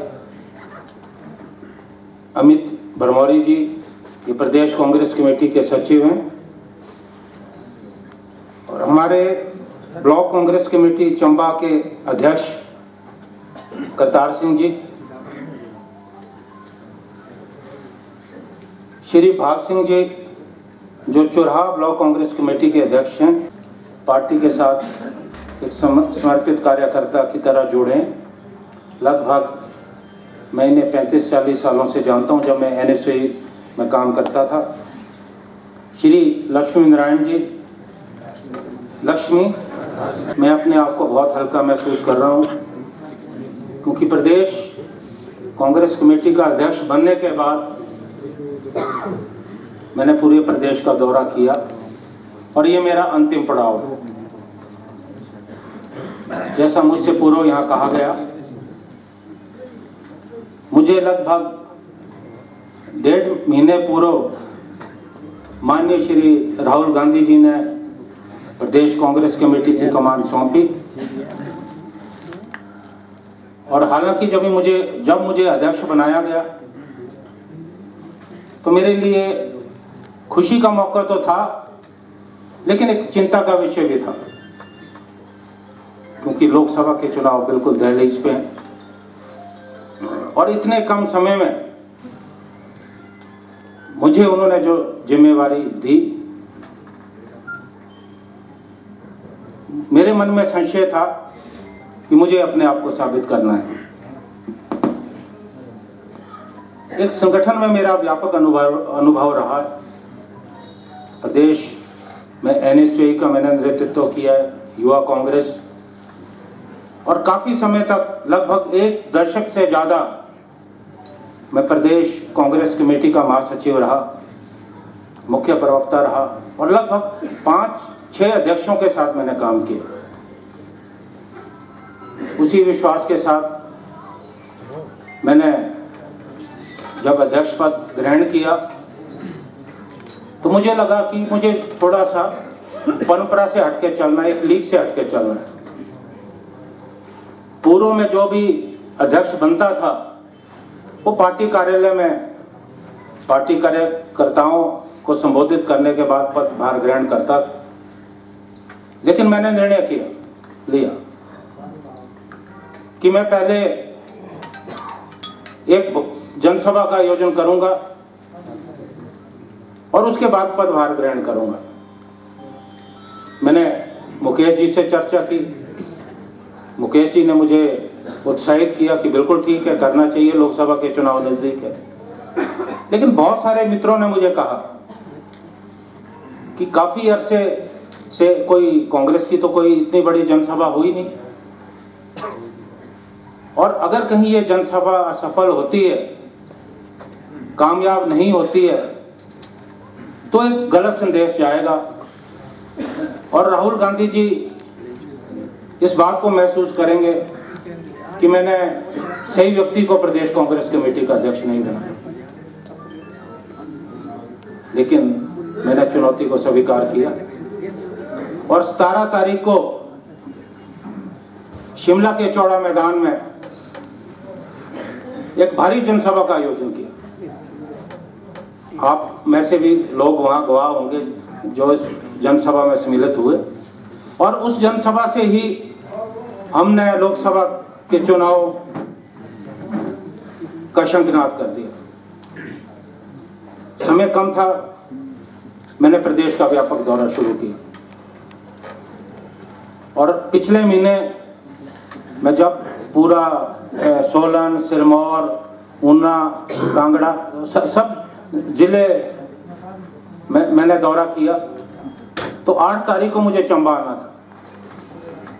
लेकिन जब मैं धर्मशाला पहुंचा, मुझे दिल्ली से संदेश आया कि 9 तारीख को राहुल गांधी जी प्रदेश कांग्रेस कमेटी के अध्यक्षों की बैठक लेंगे। तो मेरा वो दौरा पूरा नहीं हो सका, और उसके बाद पिछले कल मैंने जो हमारे ऑर्गेनाइजेशनल डिस्ट्रिक्ट देहरा और नूरपुर है, वहाँ का दौरा किया। और आज जैसा मैंने पहले कहा कि ये मेरा अंतिम दौरा है। मेरे प्रदेश अध्यक्ष बनने के बाद कार्यकर्ताओं में जो उत्साह देखने को मिला, वो वास्तव में मेरे लिए प्रेरणा का स्रोत है। जैसे कहा गया कि पहली बार हुआ कि श्री राहुल गांधी जी ने एक ऐसे व्यक्ति को प्रदेश कांग्रेस कमेटी की कमान सौंपी जो कभी विधायक नहीं रहा, कभी विधायक का चुनाव नहीं लड़ा। एक कार्यकर्ताओं में संदेश गया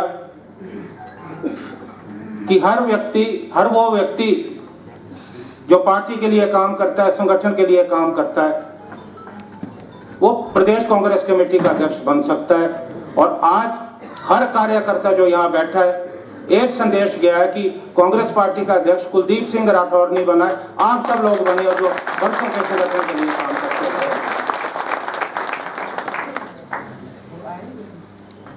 मैंने संगठन में रहकर कभी छीना झपटी का प्रयास नहीं किया। राजनीति में होता क्या है, जो आगे चल रहा होता है उसके जो पीछे चल रहा होता है उसकी हमेशा कोशिश होती है कि धक्का देके आगे निकलने का प्रयास करें। मैंने कभी ऐसा नहीं किया। मैं पेशे से वकील हूं। कहा गया, जैसा यहाँ पूर्व वक्ताओं ने कहा, मुझे काफी समय तक, लगभग 10-12 वर्षों तक assistant solicitor general of India बनने का मौका मिला, जो बहुत ऊंचा पद था। भारत की सशस्त्र सेनाओं का अधिवक्ता बनने का मौका मिला, और मैं रेलवे का अभी भी अधिवक्ता हूं। तो शायद मेरी सोच एक राजनेता की तरह नहीं थी, और आज भी मैं पॉलिटिशियन की तरह नहीं सोचता, क्योंकि राजनीति में जो साम दाम दंड भेद षड्यंत्र चलते हैं, मैं इन सब से ऊपर हूं।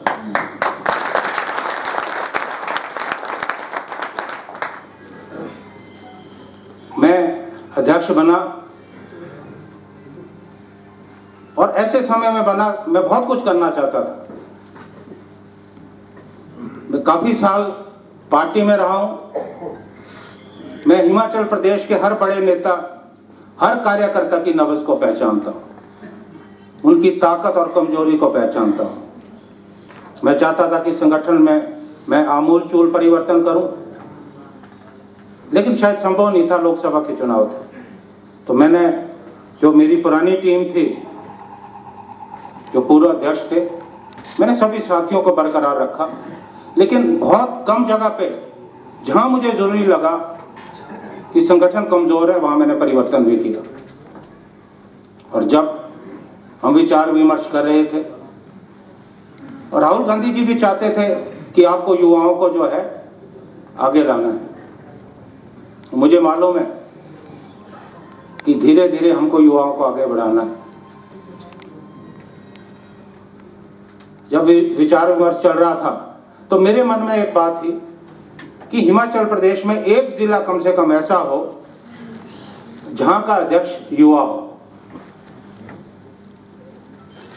मैं नीरज नैयर को अच्छी तरह नहीं जानता था, मैंने शायद 1 या 2 बार मैं इनसे मिला हूं। मैं इनके पिताजी को जरूर अच्छी तरह, मेरे बहुत अच्छे संबंध रहे।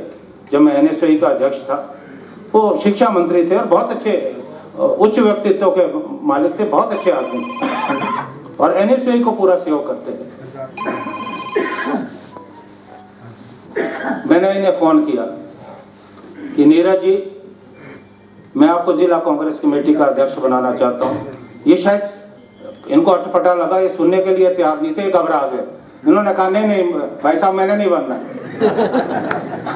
मैंने कहा कमाल है, हम बनाना चाह रहे। कहते मैं ठीक है, मैं आपको 15 मिनट बाद सोच के बताता हूँ। और ये घबरा गए। और मुझे लगा कि शायद मैंने किसी गलत आदमी को बोल दिया, तो बनने से पहले ही मुकर गए, शायद जिम्मेवारी लेने को तैयार नहीं है। और लगभग 15-20 मिनट बाद इनका फोन आया। इन्होंने कहा कि भाई साहब, मैं जिम्मेवारी लेने को तैयार हूं, लेकिन आपका पूरा सहयोग मेरे साथ रहना चाहिए। मैंने कहा कि यही सोच के तो मैं आपको अध्यक्ष बना रहा हूं।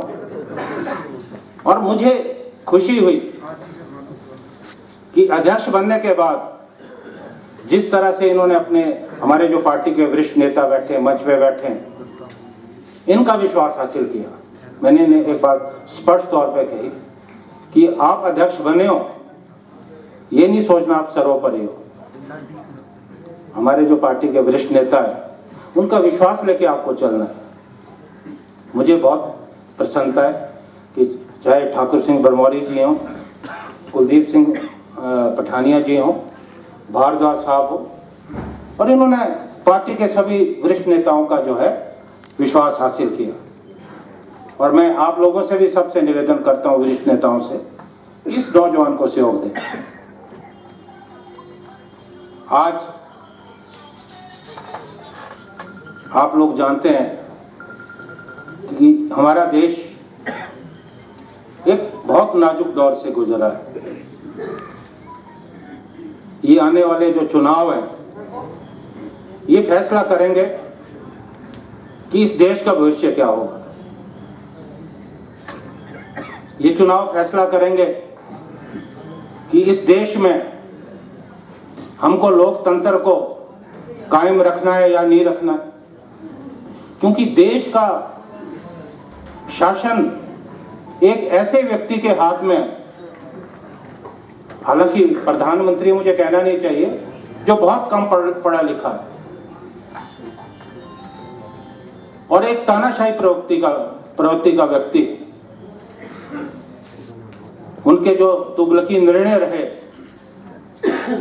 चाहे उन्होंने नोटबंदी का फैसला किया हो या GST का फैसला किया हो, आज देश की अर्थव्यवस्था तहस नहस हो गई।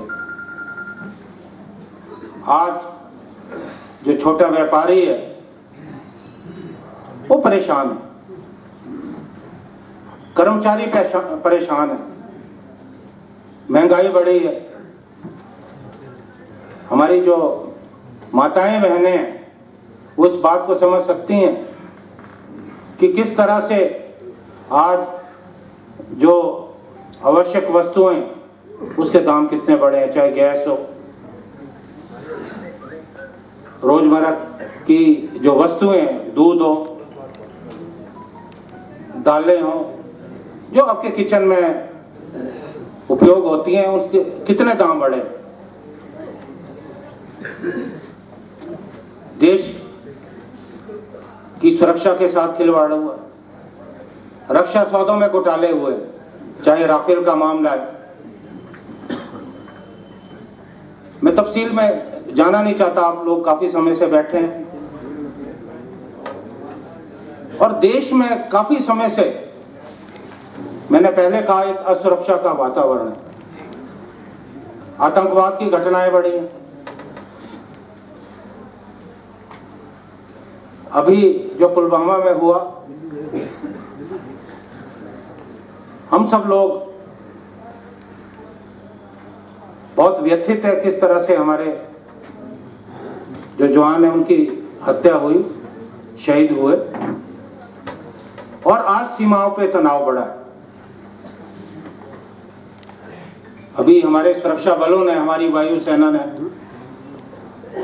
जो आतंकवादियों के अड्डे नष्ट किए पाक अधिकृत कश्मीर में जाकर, तो हमारे जो सैनिक है वायुसेना वो बधाई के पात्र है। और कांग्रेस पार्टी ने तो कहा, हमारे राष्ट्रीय अध्यक्ष ने कहा कि हम बड़ी मजबूती के साथ सरकार के साथ खड़े हैं, मोदी के साथ खड़े हैं। लेकिन मुझे ये लगता है कि ऐसी कार्रवाई बहुत पहले होनी चाहिए थी। चलो अभी हुई, हम स्वागत करते हैं, लेकिन राजनीति नहीं होनी चाहिए। क्योंकि प्रधानमंत्री की जो शारीरिक भाषा है, बॉडी लैंग्वेज जिसे हम कहते हैं, वो बोल रहे हैं, वो पूरे मामले में राजनीति का प्रयास कर रहे हैं। मैं ये जरूर कहना चाहूंगा, 1947 को देश आजाद हुआ। 1948 में एक बहुत बड़ा हमला हुआ जब कबायलियों ने आकर, जिसमें पाकिस्तान के सैनिक थे, कश्मीर पे कब्जा करने की कोशिश की, लेकिन हमारे जवानों ने उनको कश्मीर से धकेल दिया। 1965 की जंग हुई, श्री लाल बहादुर शास्त्री जी के नेतृत्व में हमारी सेनाएं लाहौर तक पहुंच गई थी। 1971 की जंग हुई, श्रीमती इंदिरा गांधी देश की प्रधानमंत्री थी, पाकिस्तान के 2 टुकड़े हो और जनरल नियाजी की अगुवाई में 90,000 से ज्यादा जो पाक सैनिक थे, उन्होंने हमारे जो लेफ्टिनेंट जनरल जगजीत सिंह अरोड़ा थे, उनके समक्ष आत्म समर्पण किया। और कुछ वर्ष पूर्व सियाचिन, जिसका हमारी सुरक्षा की दृष्टि से बहुत महत्व है, वहां आके पाकिस्तान के सैनिक बैठ गए थे, लेकिन हमारे सैनिकों ने उन्हें सियाचिन से जो है बाहर खदेड़ दिया। लेकिन क्या आप लोगों ने कभी सुना कि कांग्रेस पार्टी ने इस बात का श्रेय लेने का प्रयास किया? तो मेरा ये मानना है कि इस मामले में जो है राजनीति बंद होनी चाहिए। हिमाचल सरकार के बारे में मुकेश अग्निहोत्री जी ने विस्तार से बताया। लगभग 1 वर्ष का शासन इस सरकार को हुआ है। प्रदेश में कानून व्यवस्था के बुरे हाल हैं। जैसा इन्होंने कहा, आए दिनों बलात्कार की घटनाएं बढ़ी हैं, चोरी डकैती की घटनाएं बढ़ी हैं, और हमारे मुख्यमंत्री जी बार बार कहते हैं कि हम केंद्र से बहुत पैसा लाए, लेकिन धरातल में कहीं विकास नजर नहीं आ रहा। जो विकास के काम हुए वो श्री वीरभद्र सिंह जी और कांग्रेस सरकार के समय में हुए। और एक बात मैं जरूर कहना चाहूंगा कि एक बहुत ध्यान देने वाली बात है, चिंता की बात है कि हिमाचल प्रदेश में हमारे नौजवान जो है वो नशे की प्रवृत्ति का शिकार हो रहे हैं। और ये सरकार नशेबंदी के कारोबार को बंद करने में, लगाम लगाने में बिल्कुल असफल सिद्ध हुई। सांसद की बात इन्होंने कही कि जो भी सांसद, क्योंकि अभी तो 4 सांसद इनके हैं, उन्होंने जो वायदे किए पूरे नहीं किए, और उनकी जो सांसद निधि थी उसका ढंग से वितरण नहीं हुआ। और यहाँ से जो सांसद है शांता कुमार जी, पार्टी के बहुत वरिष्ठ नेता हैं भारतीय जनता पार्टी, पिछले चुनाव में कहते थे कि मेरा ये अंतिम चुनाव है। जनता से 5 साल में कटे रहे, और आप जिस ढंग से बयान आ रहे हैं तो चुनाव लड़ने को फिर से तैयार है। आज केंद्र सरकार के खिलाफ, हिमाचल सरकार के खिलाफ, और जो इनके मौजूदा सांसद हैं उनके खिलाफ सत्ता विरोधी रुझान है। हमारे कांग्रेस पार्टी के कार्यकर्ताओं को इनके कारनामों को जन जन तक पहुंचाने की जरूरत है। और हमें इस बात की खुशी है कि कांग्रेस पार्टी का नेतृत्व माननीय श्री राहुल गांधी जी के हाथ में, उन्हें लगभग 1 वर्ष का समय हुआ पार्टी का अध्यक्ष बने। उन्होंने बहुत मजबूती से पार्टी को चलाया और फ्रंट में रहकर जो है लड़ाई लड़ी है।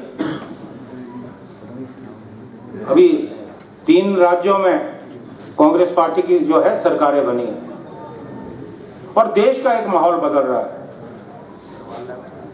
काफी समय से कांग्रेस पार्टी के कार्यकर्ता ये मांग करते रहे कि श्रीमती प्रियंका गांधी को राजनीति में आना चाहिए।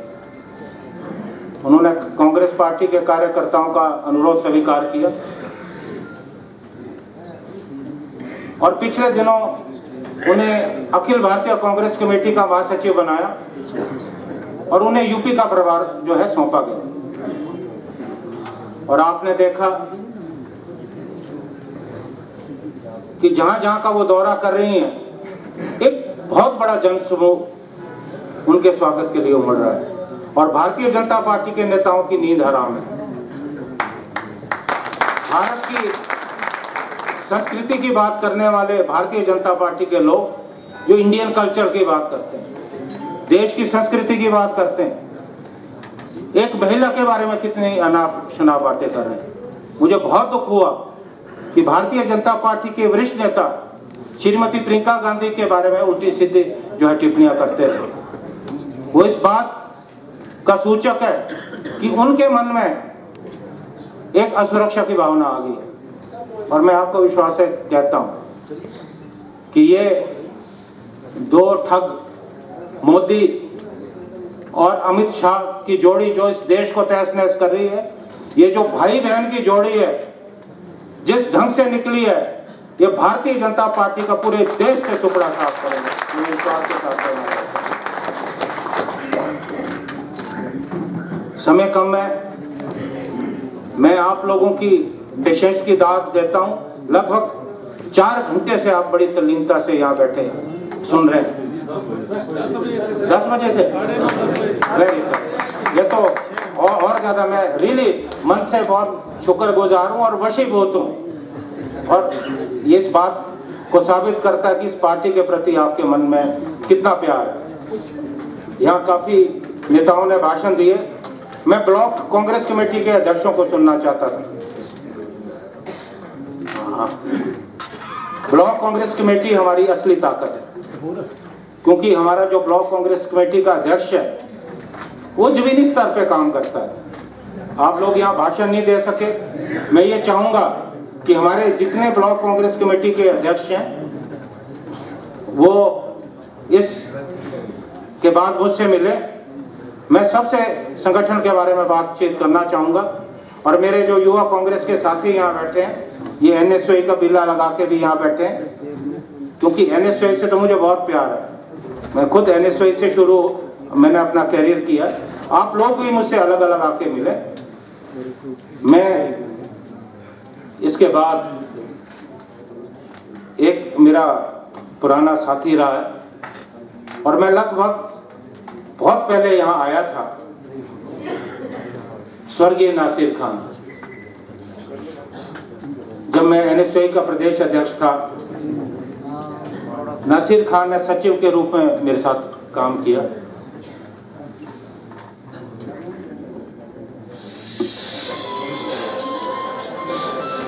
जाना चाहता हूं।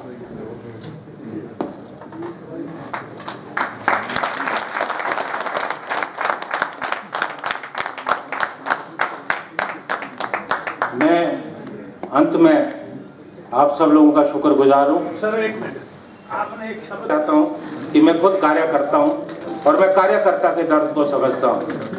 आप जब भी शिमला आए, मेरा हर कार्यकर्ता से निवेदन है कि आप पार्टी कार्यालय आए।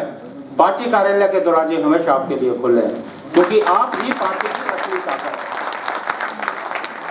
मैं जैसा मुझसे पूर्व कहा कि 7 तारीख को माननीय श्री राहुल गांधी जी की जो है बहुत बड़ी जनसभा कांगड़ा में होने वाली है, रैत में। उस मैदान में पहले भारतीय जनता पार्टी की जनसभाएं हुई हैं। तो मुझे पूरा विश्वास है कि हमारी जो जनसभा होगी वो भारतीय जनता पार्टी की जनसभाओं से कहीं ज़्यादा हमारे लोग वहाँ जुटेंगे।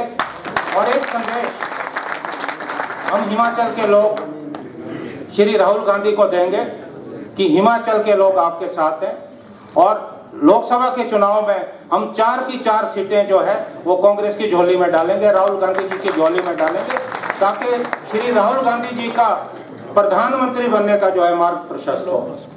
और मैं तो शिमला जिला से आता हूँ, क्योंकि शिमला जिला और चंबा जिला में बहुत जो है आपस में हमारा कल्चर बहुत ज़्यादा एक दूसरे से मिलता है और हमारी भाषा भी मिलती है, क्योंकि आपके जो गाने हैं उस पर जो है हमारे लोग भी नाटियाँ डालते हैं, तो काफ़ी हमारा जो कल्चर एक सा है। तो मुझे यहाँ के बिल्कुल नहीं लगा कि मैं कहीं और हूँ।